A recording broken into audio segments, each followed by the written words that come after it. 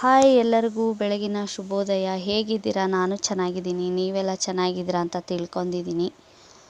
ನೋಡಿ, ಒಂದು ರುಚಿಕರ ಆರೋಗ್ಯಕರ ರೆಸಿಪಿ ಅಂತಲೇ ಹೇಳ್ಬೋದು. ಮನೆಯಲ್ಲಿ ತರಕಾರಿ ಅದು ಎಲ್ಲ ಖಾಲಿಯಾಗಿತ್ತು ಅಂದರೆ ಬೇಗನೂ ಆಗಬೇಕು ಮತ್ತು ಸಿಂಪಲ್ಲಾಗೂ ಟೇಸ್ಟಿಯಾಗೂ ಇರಬೇಕು. ಆರೋಗ್ಯಕರ ತುಂಬಾ ಹೆಲ್ದಿಗೆ ಒಳ್ಳೆಯದಿದು. ನೋಡಿ, ನಾನು ಒಂದು ಬಟ್ಲಾಗುವಷ್ಟು ಹೆಸರುಬೇಳೆನ ಕ್ಲೀನಾಗಿ ಆರಿಸ್ಕೊಂಡು ಬಿಸಿನೀರಲ್ಲಿ ತೊಳೆದು ಇಟ್ಕೊಂಡಿದ್ದೀನಿ. ಒಂದು 5 ನಿಮಿಷ ಮುಂಚೆನೇ ತೊಳ್ಕೊಂಡ್ರೆ ಸಾಕು, ಇನ್ನು ತುಂಬ ಹೊತ್ತು ಬೇಡ. ಬನ್ನಿ ಯಾವ ಥರ ಮಾಡೋದು ಅಂತ ನೋಡೋಣ. ನೋಡಿ, ತರಕಾರಿ ಕೂಡ ಕಟ್ ಮಾಡ್ಕೊಂಡಿದ್ದೀನಿ. ಸ್ವಲ್ಪ ಕರಿಬೇವು, ಒಂದೇ ಹಸಿಮೆಣಸಿಕಾಯಿ, ಒಂದು ಈರುಳ್ಳಿ ಈ ಥರ ಉದ್ದುದ್ದಾಗ ಕಟ್ ಮಾಡ್ಕೊಂಡಿದ್ದೀನಿ.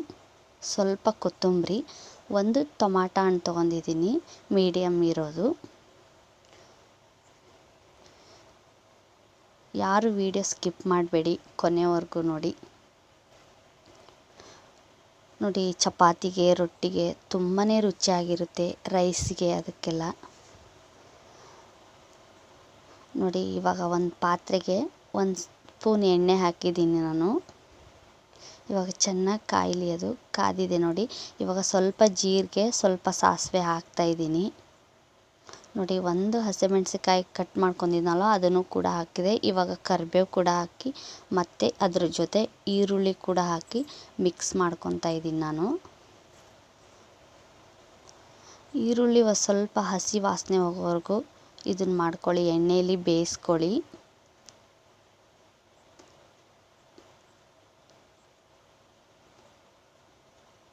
ಒಂದು 2 ನಿಮಿಷ ಎಣ್ಣೆಯಲ್ಲಿ ಬೇಯಿಸ್ಕೊಂಡ್ರೆ ಸಾಕು, ತುಂಬ ಹೊತ್ತೇನು ಬೇಡ. ನೋಡಿ, ಇವಾಗ ಒಂದು ಸ್ವಲ್ಪ ಕಲರ್ ಚೇಂಜ್ ಆಗಿದೆ ಇದು. ನೋಡಿ, ಇವಾಗ ಟೇಸ್ಟಿಗೆ ಉಪ್ಪು ಕೂಡ ಹಾಕ್ತಾಯಿದ್ದೀನಿ. ನಿಮ್ಮ ಮನೆಯಲ್ಲಿ ಅಳತೆ ನೋಡಿಕೊಂಡು ನೀವು ಹೆಸರು ಬೇಳೆ ತೊಗೊಳ್ಳಿ. ನೋಡಿ, ಇವಾಗ ನಾನು ಟೊಮಾಟೊ ಹಣ್ಣು ಕೂಡ ಕಟ್ ಮಾಡ್ಕೊಂಡಿದ್ನಲ್ಲ ಅದನ್ನು ಕೂಡ ಹಾಕ್ತಾಯಿದ್ದೀನಿ. ಹಾಕಿ ಮಿಕ್ಸ್ ಮಾಡ್ಕೊತೀನಿ. ಹೆಸರು ಬೇಳೆ ಅಂತೂ ತುಂಬ ಆರೋಗ್ಯಕ್ಕೆ ಒಳ್ಳೆಯದು, ತಂಪು ಕೂಡ ಅದು. ಹೀಟ್ ಇರೋರು ಅವರೆಲ್ಲ ತಿನ್ಬೋದು. ನೋಡಿ, 1 ಚಿಟಿಕೆ ಆಗೋಷ್ಟು ಅರಿಶಿನ ಕೂಡ ಹಾಕಿದ್ದೀನಿ ನಾನು. ಹಾಕಿ ಮಿಕ್ಸ್ ಮಾಡ್ಕೊತಾ ಇದ್ದೀನಿ. ನೋಡಿ, ಇವಾಗ ಸ್ವಲ್ಪ ನಾನು ಸಾಂಬಾರು ಪೌಡ್ರ್ ಹಾಕ್ತಾಯಿದ್ದೀನಿ. ಗರಂ ಮಸಾಲೆ ಮತ್ತು ಸ್ವಲ್ಪ ಸಾಂಬಾರು ಪೌಡ್ರು, ತುಂಬ ಹಾಕ್ತಾಯಿಲ್ಲ. 2 ಸೇರಿ ಅರ್ಧ ಸ್ಪೂನ್ ಹಾಕ್ತಾಯಿದ್ದೀನಿ ನಾನು. ನೀವು ಬೇಕಾದ್ರೆ ಸಾಂಬಾರು ಪೌಡ್ರ್ ಅಷ್ಟೇ ಹಾಕ್ಕೋಬೋದು. ನೋಡಿ, ಇವಾಗ ಹೆಸರು ಬೇಳೆ ನಾನು ಮುಂಚೆನೇ ನೆನೆಸಿಟ್ಕೊಂಡಿದ್ನಲ್ವ, ಮುಂಚೆನೇ ಕ್ಲೀನಾಗಿ ಆರಿಸ್ಕೊಂಡು ನೆನೆಸಿಟ್ಕೋಬೇಕು. 1-2 ಸಲ ತೊಳೆದು ಮುಂಚೆನೇ ಇಟ್ಕೊಂಬಿಡಿ. ನೆನೆದ ಮೇಲೆ ಯಾವ ಪದಾರ್ಥನೂ ತುಂಬ ಹೊತ್ತು ತೊಳೆಯೋಕ್ಕೆ ಹೋಗಬೇಡಿ, ಅದರಲ್ಲಿರೋ ಪ್ರೋಟೀನ್ ಅಂಶ ಹೋಗಿಬಿಡುತ್ತೆ. ನೋಡಿ, ನಾನು ಇವಾಗ ಹೆಸರುಬೇಳೆ ಹಾಕಿಬಿಟ್ಟು ಚೆನ್ನಾಗಿ ಮಿಕ್ಸ್ ಮಾಡ್ತಾಯಿದ್ದೀನಿ. ಗ್ಯಾಸ್ ಮಾತ್ರ ಲೋ ಇದರಲ್ಲೇ ಇಟ್ಕೊಂಡು ಮಾಡ್ಕೊಳ್ಳಿ, ತುಂಬ ಉರಿ ಇಟ್ಕೋಬೇಡಿ.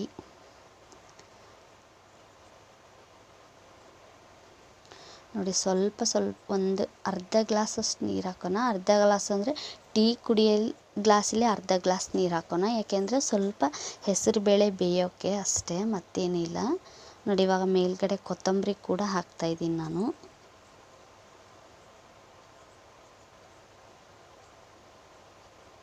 ನೋಡಿ, ಇವಾಗ ಕೊತ್ತಂಬರಿ ಹಾಕಿ ಮಿಕ್ಸ್ ಮಾಡ್ತಾಯಿದ್ದೀನಿ ನಾನು. ನೀವು ಒಂದ್ಸಲ ಈ ಥರ ಟ್ರೈ ಮಾಡಿ ನೋಡಿ, ತುಂಬ ಚೆನ್ನಾಗಿರುತ್ತೆ ಚಪಾತಿಗೆ, ರೊಟ್ಟಿಗೆ, ರೈಸ್ಗೆಲ್ಲ.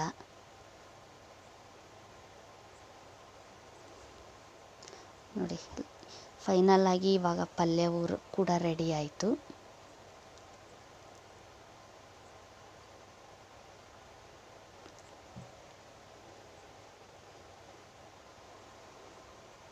ನೋಡಿ, ಈ ಥರ ಪಲ್ಯವಾಗಿದೆ. ಏನು ಅನ್ನಿಸ್ತು ಕಮೆಂಟ್ ಬಾಕ್ಸಲ್ಲಿ ಕಮೆಂಟ್ ಮಾಡೋದು ಮರಿಬೇಡಿ. ನೋಡಿ, ಇವಾಗ ನಾನು ಚಪಾತಿ ಕೂಡ ಉದ್ದಬೇಕು ಅಂದು ಉಳ್ಳೆಗಳು ಕೂಡ ಮಾಡ್ಕೊಂಡಿದ್ದೀನಿ. ನೋಡಿ, ಈ ಥರ ಲತ್ತುಡಿಗೆ ನೀವು ಪ್ಲಾಸ್ಟಿಕ್ ಹಾಕಿ ಉದ್ದಿ ನೋಡಿ, ನೀವು ಬೇಗನೆ ಚಪಾತಿ ಉದ್ದಿದ್ರೋ ಇಲ್ಲೋ ಅನ್ನೋ ಥರ ಆಗುತ್ತೆ. ಬೇಗನೆ ಚಪಾತಿ ಉದ್ದೋದಾಗುತ್ತೆ. ನೋಡಿ, ಒಂದು ಸ್ವಲ್ಪ ಹರಿಯೋದಿಲ್ಲ, ಏನಿಲ್ಲ, ತುಂಬ ಚೆನ್ನಾಗಿ ಬರುತ್ತೆ ಚಪಾತಿ ಎಲ್ಲ. ನೋಡಿ, ಇಷ್ಟು ಚಪಾತಿ ಉದ್ದಿದ್ದೀನಿ. ನೋಡಿ ನಾನು ಹಂಚೆಲ್ಲ ಕ್ಲೀನಾಗಿ ತೊಳೆದ್ಬಿಟ್ಟು ಇವಾಗ ಚಪಾತಿ ಬೇಯಿಸ್ತಾ ಇದ್ದೀನಿ.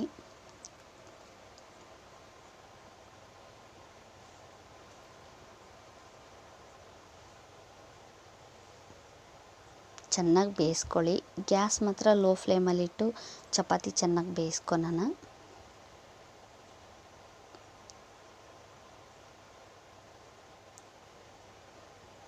ನಾನು ಕಲಸೋದು ಯಾವ ಥರ ಅಂತ ತೋರಿಸಿಲ್ಲ, ಯಾಕೆಂದರೆ ಹಿಂದಿನ ವೀಡಿಯೋದಲ್ಲಿ ನಾನು ತೋರಿಸಿದ್ದೀನಿ ಯಾವ ಥರ ಹಿಟ್ಟು ಕಲಿಸ್ತೀನಿ ಅಂತ, ಮತ್ತು ಏನೇನು ಹಿಟ್ಟಿಗೆ ಹಾಕ್ತೀನಿ ಅಂತಲೂ ಕೂಡ ಹೇಳಿದ್ದೀನಿ.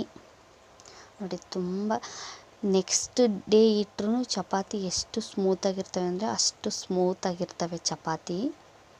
ನೀವು ಒಂದು ಸಲ ಟ್ರೈ ಮಾಡಿ ನೋಡಿ. ನೋಡಿ ನಾನು ಇಷ್ಟು ಚಪಾತಿ ಲಟ್ಸಿದ್ದೀನಿ. ನೋಡಿ ತುಂಬ ಅಂದರೆ ಮಿದುವಾಗಿದ್ದಾವೆ ಚಪಾತಿ. ಮುದುಕರು ಮತ್ತು ಚಿಕ್ಕ ಮಕ್ಕಳು ಎಲ್ಲ ತುಂಬ ಇಷ್ಟಪಟ್ಟು ತಿಂತಾರೆ. ನೋಡಿ ಇವಾಗ ಚಪಾತಿ ಕೂಡ ರೆಡಿ ಆಯಿತು. ಮತ್ತು ಸ್ವಲ್ಪ ನೋಡಿ ನಮ್ಮ ಕಡೆ ಎಲ್ಲ ಉತ್ತರ ಕರ್ನಾಟಕದಲ್ಲಿ ಏನಾದರೂ ಸೈಡಿಗೆ ಬೇಕೇ ಬೇಕು, ಈರುಳ್ಳಿ, ಸೌತೆಕಾಯಿ ಅದೆಲ್ಲ. ನೋಡಿ ಇವಾಗ ನಾನು ಕರ್ಗಾಯಿ ಅಂತೀವಿ, ಅದನ್ನು ಎಣ್ಣೆಲಿ ಹಾಕಿ ಸ್ವಲ್ಪ ಫ್ರೈ ಮಾಡ್ಕೊತಾ ಇದ್ದೀನಿ. ಇದು ರೊಟ್ಟಿಗೆ ಮಾತ್ರ, ಚಪಾತಿಗೆ, ರೈಸಿಗೆ ತುಂಬ ಟೇಸ್ಟಿಯಾಗಿರುತ್ತೆ. ನಮ್ಮ ಕಡೆ ಎಲ್ಲ ತುಂಬ ಇಷ್ಟಪಡ್ತಾರೆ, ತುಂಬಾ ಚೆನ್ನಾಗಿರುತ್ತೆ. ನೋಡಿ ನೀವು ಈ ಥರ ಮಾಡ್ತೀರಾ ಅಂತ ಕಮೆಂಟ್ ಬಾಕ್ಸಲ್ಲಿ ತಿಳಿಸಿ.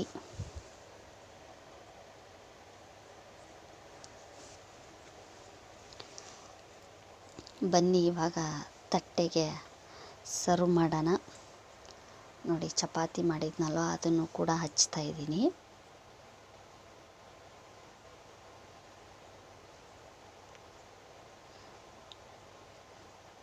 ನೀವು ಒಂದು ಸಲ ಈ ಥರ ಪಲ್ಯವು ಟ್ರೈ ಮಾಡಿ ನೋಡಿ, ಆರೋಗ್ಯಕ್ಕಂತೂ ತುಂಬಾ ಒಳ್ಳೆಯದು. ನೋಡಿ ತರಕಾರಿ ಏನು ಇಲ್ಲದಾಗ ಈ ಥರ ದಿಢೀರಾಗಿ ಮಾಡ್ಕೊಂಡು ತಿನ್ಬೋದು. ಇಷ್ಟೊತ್ತು ನನ್ನ ವಿಡಿಯೋ ಎಲ್ಲರೂ ನೋಡಿದ್ದಕ್ಕೆ ಧನ್ಯವಾದ. ಈ ವಿಡಿಯೋ ನೋಡಿದ ಮೇಲೆ ಏನನ್ನಿಸ್ತು ಕಮೆಂಟ್ ಬಾಕ್ಸಲ್ಲಿ ಮರೆಯದೆ ಕಮೆಂಟ್ ಮಾಡಿ.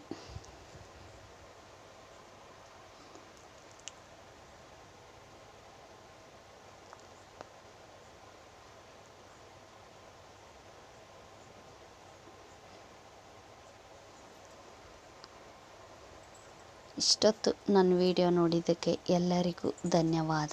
ಈ ದಿನ ಎಲ್ಲರಿಗೂ ಶುಭವಾಗಲಿ.